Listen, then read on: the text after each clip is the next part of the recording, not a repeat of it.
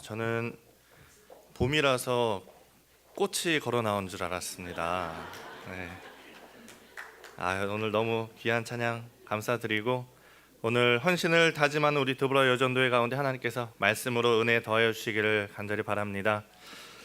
오늘 이제 오후 예배 때 말씀으로 이제 제가 하는 창세기가 끝나고 출애굽기 처음 말씀인데 아쉽죠. 그래서 아쉬우면은 복습을 해야죠. 저는 항상 강조합니다. 복습이자 우리가 또 주일 낮 예배 때 창세기 말씀을 보니까 예습도 될 수 있을 것 같습니다. 창세기 1장이 무슨 내용이죠? 아직 쉽죠? 천지창조 이야기가 나오고, 이제 아담과 하와가 죄를 짓고 그 죄로 인해서 가인이 아벨을 죽이고, 이제 죄의 내용이 계속해서 나옵니다. 그래서 노아가 방주를 만들고 하나님께서 인류를 한번 쓸어 버리시죠. 그렇게 심판이 있었는데도 사람들이 계속 죄를 짓고 바벨탑을 쌓고 그러다 보니 하나님께서 안 되겠다 싶어서 이제 창세기 12장에서 한 사람을 부르시죠. 누구를 부릅니까? 12장, 6장 말고 오늘 6장 12장에서 아브라함을 부르시죠. 그래서 아브라함에게 네가 복이 될 거다 이렇게 선포를 하십니다. 그리고 나서 그 하나님의 부르심이 그 복으로 선포한 그 복이 그 자손 대대로 이어지죠. 아브라함에게서 그 아들 이삭에게로, 이삭에게서 그 아들 야곱으로. 자, 야곱은 아들이 좀 많습니다. 야곱에게서 누구로 갑니까? 두 배의 몫을 받은 것은 요셉이고, 제사장의 축복을 받은 것은 레위고, 왕의 복을 받은 것은 유다였죠. 그렇게 우리가 창세기 말씀을 쭉 보면서 그 결국에 유다 지파로 왕의 계보가 이어지는 걸 보면서 그 사이에 유다와 다말의 이야기도 보았고, 또 그 형제들과 화해하는 그런 내용들도 보았습니다.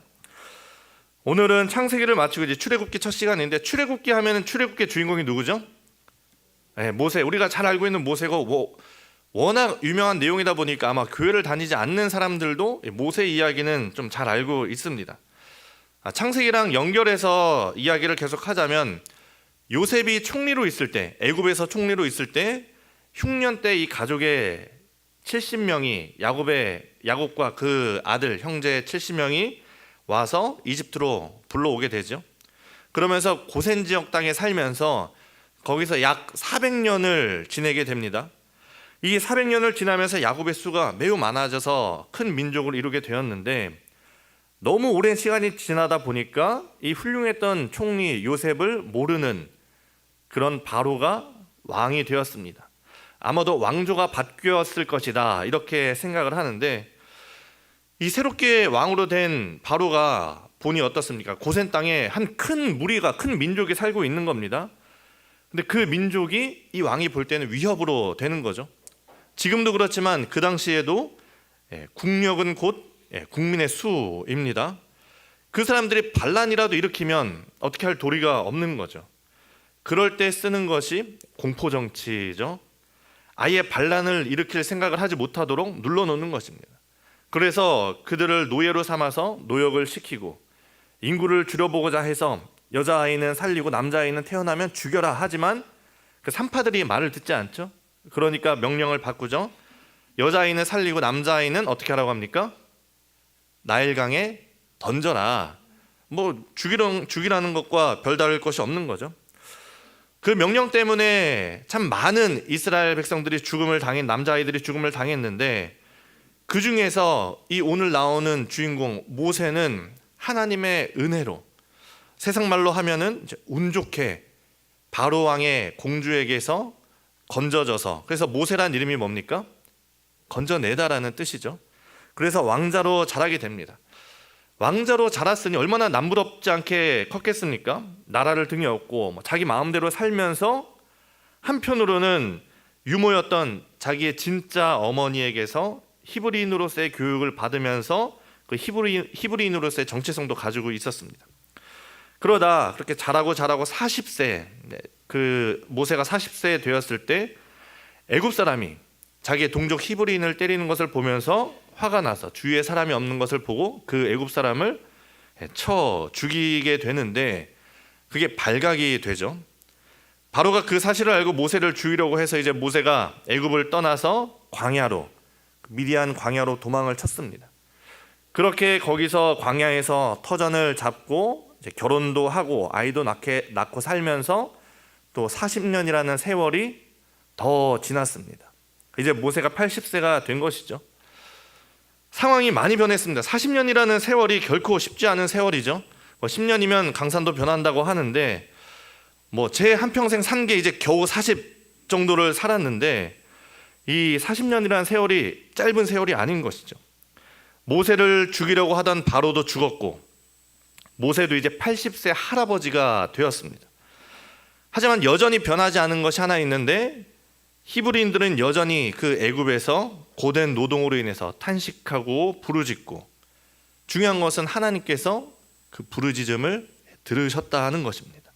그리고 하나님께서 그 부르짖음을 듣고 아브라함과 이삭과 야곱과 맺은 언약을 기억하셨다는 것입니다. 그래서 하나님께서 준비하신 카드를 꺼내 듭니다. 광야로 보냈던 모세를 부르시는 것이죠. 오늘 우리가 읽은 본문이 그 모세를 부르는 장면 중에 일부입니다. 모세가 그 광야에서 하루는 양을 치고 있는데 신기한 장면을 보았습니다. 나무에 불이 붙어 있는 것이죠. 제가 아는 권사님은 아직도 이 나무를 딸기나무로 기억하고 계신데 딸기나무가 아니라 떨기나무입니다. 이 나무에 불이 붙은 것이 번개가 쳐서 그랬는지 무슨 일이 있었는지 모르겠지만 나무가 불이 붙었으면은 타서 재가 돼야 되는데 나무는 그대로 있고 불만 계속 붙어 있는 것이죠.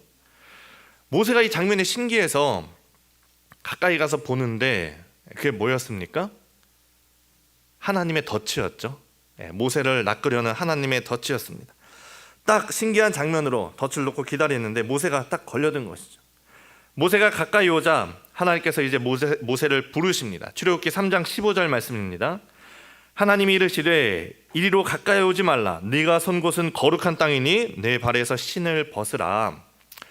모세야 거기 딱 멈춰라. 이제 신발도 벗고 잘 만났다.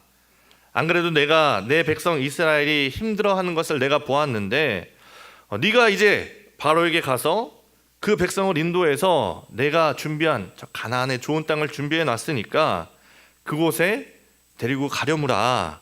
이렇게 이야기를 하는 겁니다. 그냥 신기한 장면 하나 보러 왔다가 하나님한테 낚여버린 이 모세의 표정이 어땠을까요? 제가 신대원 다닐 때 그 학생 중에서 반장을 뽑죠. 반장을 뽑는데 가장 먼저 반장이 되신 분이 OT 때 교수님께서 맨 앞에 앉은 학생한테 잠깐 일어나서 차렷 경례 좀 하라고 그렇게 했습니다. 그 차렷 경례를 하고 그리고 나서 그 첫 반장이 누가 됐을까요? 바로 그분이 첫 반장이 된 거죠. 분위기가 그렇듯이 반장이 됐고 그렇게 그분이 이제 1학기 반장을 하고 1학년 2학기 반장을 뽑을 때가 되었습니다.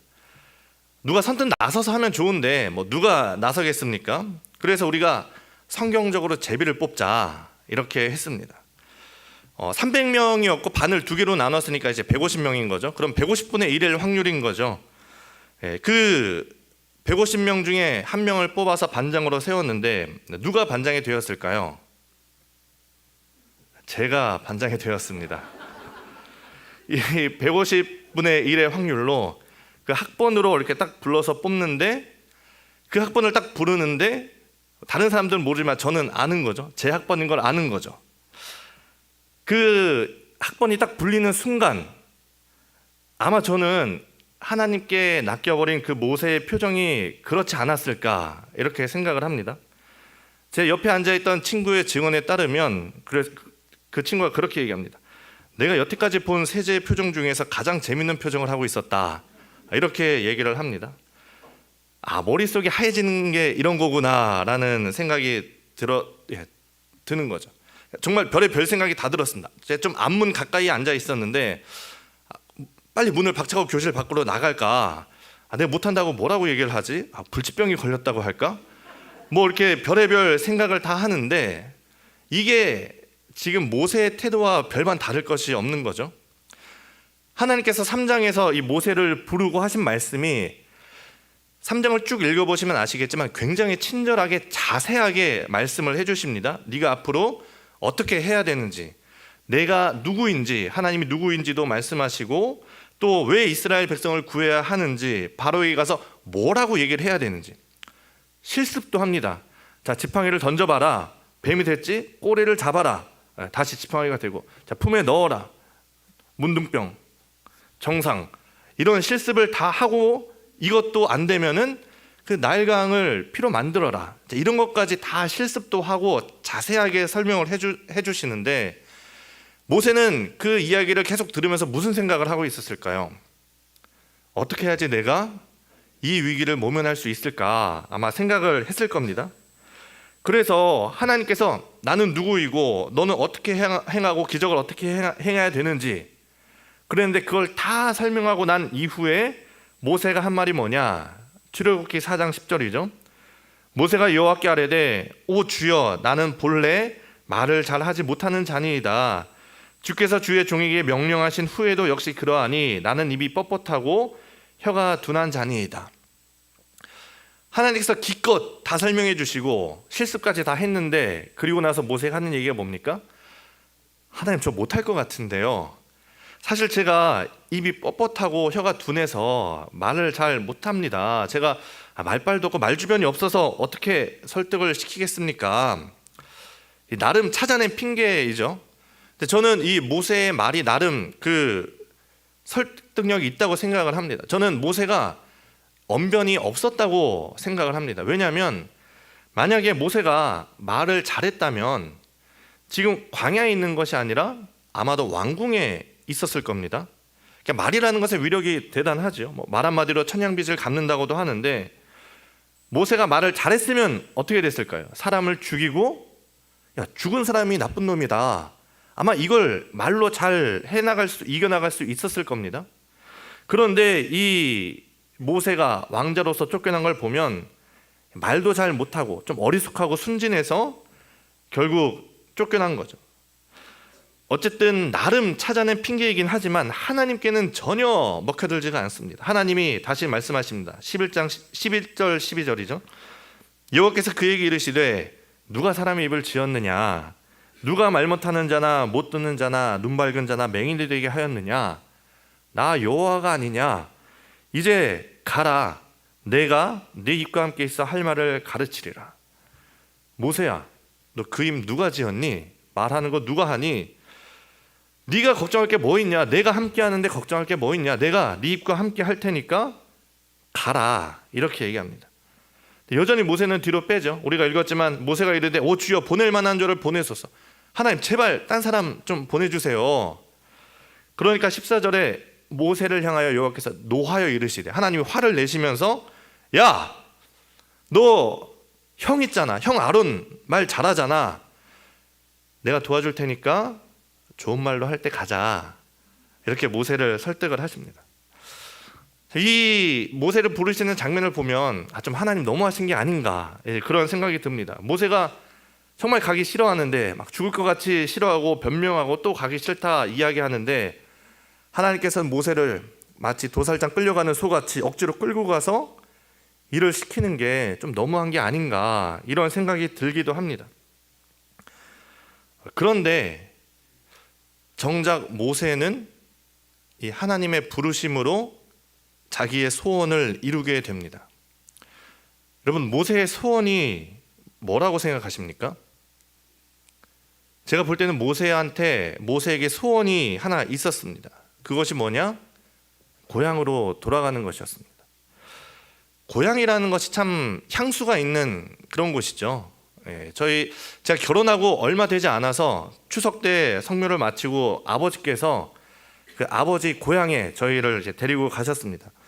경주에 있는 양동마을이라고 하는데, 그 지금은 유네스코 세계문화유산으로 등재되어 있을 정도로 그 굉장히 어떤 뭐 한옥이나 옛날 그 도시를 잘 이제 꾸며 놓은 것이죠.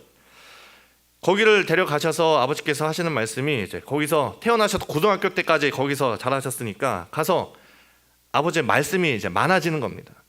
야, 저기는 예전에 누가 살던 집이고, 저기 대나무 숲이 예전에 우리 집이 있던 터고, 내가 어렸을 때 여기서 어떻게 놀았고 뭐 내가 예전에 여기서 불을 내 가지고 어디 도망 다녔다 뭐 이제 이런 얘기까지 이제 다 하시는 거죠. 그러면서 이렇게 추억에 잠기시는 것을 봤는데 저도 고향이 대전입니다만 대전에 가면 그냥 마음이 편해지는 그런 게 있죠. 우리가 고향에 가면 마음이 편해지는 그런 것들이 있습니다. 그러니까 고향이라는 것이 그렇죠. 외국에 이민 가셨던 분들도 죽을 때는 한국에 돌아와서 생을 마감하고 싶어하는 분들도 꽤 있지 않습니까? 그런 면에서 보면 이 모세와 같이 영구 추방은 그냥 목숨은 부지하지만 가슴 한구석에 뭔가 비어있는 것을 갖고 살아가는 것이죠.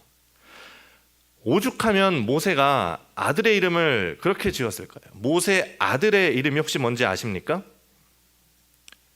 게르솜입니다. 게르손 아니고 게르솜입니다. 비슷한 이름이 많은데 게르솜의 뜻을 아십니까? 출애굽기 2장 22절이죠. 그가 아들을 낳음에 모세가 그의 이름을 게르솜이라 하여 이르되 내가 타국에서 나그네가 되었음이라 하였더라. 이 게르솜의 뜻이 내가 타국에서 나그네가 되었다라는 그런 뜻입니다. 그러니까 오죽하면 자기의 그 쫓겨난 슬픔과 이 40년 동안 고향에 다시 돌아가지 못하는 아쉬움이 그 이름에 강하게 나타나는 것이죠. 오죽하면 아들의 이름을 그렇게 한탄의 뜻으로 지었겠습니까? 나이가 80이 된 이 할아버지의 소원이 무엇이겠습니까? 자기가 죽기 전에 자기가 살아왔던 고향 애굽 땅 한번 밟아보고 또 자기가 자라왔던 왕궁 한번 가보는 것이 아니겠습니까? 그런데 하나님께서 오늘 모세에게 뭐라고 말씀하시는 거죠? 너 애굽으로 돌아가라. 너 그 왕궁에 돌아가라. 내가 네 소원을 들어주겠다 이러는 겁니다. 그러면서 모세의 소원을 들어줌과 동시에 또 뭡니까? 하나님도 나의 일을 이루겠다 말씀하시는 거죠. 이런 걸 속담으로 뭐라고 하죠? 꼭 먹고 알 먹고 누이 좋고 도랑치고 마당 쓸고 일석이조. 하나님의 그 한 가지의 뜻이 하나님께도 하나님의 일도 하고 그 부르심 받은 사람에게도 그 소원을 이루는 것입니다. 하나님의 부르심이라는 것이 참 그렇습니다. 너 십자가 져라. 너 십자가 지고 나 따라와서 한번 죽어봐라. 이렇게 말씀하시는 것이 아니라 우리가 하나님의 일을 하는 것이 곧 우리에게 복이 되는 것입니다. 하나님께서 아무런 연고도 없는 사람을 데려다가 야, 너 이 일을 해라 라고 맡기는 것이 아니라 그 일에 애착이 있는 사람, 그 일에 마음이 있는 사람, 소위 우리가 거룩한 부담감이라는 것을 갖고 있는 사람에게 그 할 일을 주시고 또 기회를 주시고 능력을 주시는 것이죠. 병든 자를 보면서 가슴 아파하는 사람에게 하나님께서 신유의 은사를 주시고 저 북한 땅을 바라보면서 눈물을 흘리며 기도하는 사람에게 북한 선교의 길을 열어주시고 정말 그 사람을 쳐 죽이기까지 자기 민족 히브리 민족을 사랑한 그 모세에게 또 죽기 전에 돌아가야만 하는 그 애굽의 갈망이 있던 모세에게 하나님께서 그 소원을 이루기 위해서 모세를 부르신 것입니다. 우리도 교회에서 무언가를 이렇게 맡으면 회장을 맡는다거나 아니면은 목자를 맡는다거나 아니면 우리가 무언가를 맡을 때 그런 분들의 표정이 제가 반장이 되었을 때와 아니면 이 모세가 하나님께 부름받았을 때와 비슷한 표정이 아닐까 생각을 합니다. 뭔가를 맡으면 쉽지 않습니다. 열심히 나와야 되고 또 사람들은 말을 잘 안 듣죠. 고생도 많고 뭐 가정일이나 회사일이나 바쁜 일상 속에서 어떤 교회 일도 신경을 써야 되고 하지만 그 안에 하나님의 복이 있다는 것을 기억하셨으면 좋겠습니다. 분명 우리가 하는 일이 축복의 목적이 있지 않지만 그럼에도 불구하고 내가 하나님의 일을 할 때 하나님께서 우리에게 복 내려주시는 것은 너무나 당연한 일이기 때문입니다. 그리고 하나님께서 우리에게 일을 맡기실 때 우리를 부르실 때 그냥 부르시지 않습니다. 부르고 그냥 뒷짐지고 계시지 않습니다. 하나님께서 모세의 소원을 들어주시면서 애굽으로 갈 명분을 주시고 돌아가게 하시면서 그냥 보내지 않으시죠. 아까 우리가 읽은 출애굽기 4장 12절 이제 가라 내가 네 입과 함께 있어 할 말을 가르치리라. 하나님께서 함께 하시겠다는 겁니다. 하나님의 일을 하는 것이기 때문에 하나님이 함께 하시고 능력을 더해 주시겠다는 겁니다. 모세가 혼자 갈 수 없습니다. 혼자 갈 수 없지만 하나님께서 함께 하실 때 갈 수 있고 하나님께서 능력 주실 때 그 일을 할 수 있는 것이죠. 여러분의 마음의 소원은 무엇입니까? 여러분이 하고 싶은 일을 어떻게 하시겠습니까? 내가 마음의 소원이 있고 하고 싶은 일이 있는데 나에게 능력은 없고 하나님께서 우리를 부르시고 하나님께서 우리에게 능력 주실 때 가능한 겁니다. 내가 우리 같이 일하는 막 직원들에게 너무 열심히 해서 밥이라도 사주고 싶은데 통장에 잔고는 없고 그럴 때 어떡합니까? 갑자기 부장님이 뭘 꺼냅니다. 법카. 그럼 어떡합니까? 그거 받아들고 맛있는 거 먹으러 가는 거죠. 회식하는 거죠. 남의 것으로 생색내는 겁니다. 하나님께서 부르시면 하나님께서 하나님의 카드를 우리에게 주시는 겁니다. 하나님의 능력을 우리에게 주시고 내 능력이 아니라 하나님의 능력으로 우리가 생색을 내면서 그 일을 하는 것입니다. 백인 거죠. 든든한 백. 세상의 백이 아니라 하나님이 우리의 백이 되어 주시는 겁니다. 또 하나님이 함께 하시는 것뿐만 아니라 또 하나님께서 주시는 것이 레위기 4장 14절 출애굽기 4장 14절 보면 레위 사람 내 형 아론이 있지 아니하냐 그가 너를 대신하여 백성에게 말할 것이니. 하나님께서 능력을 주시는 것뿐만 아니라 하나님께서 또 필요하면 좋은 사람을 붙여 주십니다. 내가 혼자서 다 할 필요가 없습니다. 혼자 사는 세상 아니죠. 많은 사람이 같이 있고 내가 혼자 모든 걸 다 잘할 필요가 없는 것입니다. 하나님께서 능력 주시고 필요하면 필요한 사람을 붙여 주시는 것이죠. 저는 굉장히 내성적이기 때문에 하나님께서 굉장히 외향적인 아내를 주셨습니다. 저는 이렇게 식당 가서 음식점 이렇게 주문을 잘 못합니다. 제가 저희 아내한테 누가 이제 어떻게 어떤 모습 보고 결혼하셨어요? 저희 아내가 음식점에서 주문을 잘하는 걸 보고 반해서 결혼했어요. 이렇게 얘기할 정도로 하나님께서 좋은 사람을 붙여주셨습니다. 하나님께서 우리에게 하나님 일을 맡기실 때 좋은 사람을, 우리의 빈자리를 채워줄 수 있는, 나의 부족함을 채워줄 수 있는 사람을 붙여주신다는 것이죠. 또 마지막으로 하나님께서 우리를 부르셨을 때 우리가 그 부르심에 최선을 다해야 합니다. 본인이 되어야 되는 거죠. 저는 이 모세가 자기 역할에 최선을 다했기 때문에 그 역할을 충분히 잘 감당했기 때문에 그 다음에 여호수아라는 인물이 나올 수 있었다, 그렇게 생각을 합니다. 제가 반장이 그때 되었을 때 저는 진짜 거절하려고 했었는데 거절하지 못한 이유가 무엇이냐? 제 앞에 있었던 반장님들이 너무나 그 순종의 모습으로 겸손하게 잘 섬겨줬기 때문입니다. 임시 반장이 됐다가 그 분위기에 휩쓸려서 만장일치로 정식 반장이 되었을 때 얼마나 부담이 되고 하기 싫었겠습니까? 그런데 그분이 순종하겠습니다 라고 하면서 그 일을 맡은 것이죠. 그 모습이 기억이 났기 때문에 저도 그 일을 뿌리치지 못하고 순종을 한 것입니다. 우리가 나에게 뭔가 하나님께서 맡겨줬을 때 나에게 충성을 다하는 모습이 우리 다음 세대를 세우는 모습입니다. 예전에 어떤 전도하시는 분의 이야기를 들었는데 이분이 전도를 하면서 항상 이 까만 비닐봉지에 뭔가를 사가지고 막 그 동네를 다니는 겁니다. 비닐봉지에 사가지고 목사님 이거 갖다 드리라고 했어요. 자기가 샀으면서 목사님 갖다 드리라고 했어요. 막 이렇게 막 전도를 해서 힘들게 그분을 전도를 했습니다. 나중에 그분이 뭘 하고 다니느냐? 까만 비닐봉지에 자꾸 뭔가를 사가지고 다른 분들에게 가면서 목사님이 갖다 드리라고 했어요 하면서 전도를 하셨다는 겁니다. 하나님께서 우리에게 맡겨주신 일을 우리가 정말 잘 감당할 때 그것을 보고 우리 다음 세대가 배우는 것이죠. 우리가 다음 세대를 세운다는 말이 그냥 교육부, 학생을 세운다는 말뿐만이 아니죠. 내가 목자라면 내 다음 목자를 세워야 되는 것이고, 내가 어딘가에 무언가를 맡았으면 내 다음 사람을 내가 본이 되면서 맡겨갈 수 있는 그 다음 세대를 키워야 되는 것이죠.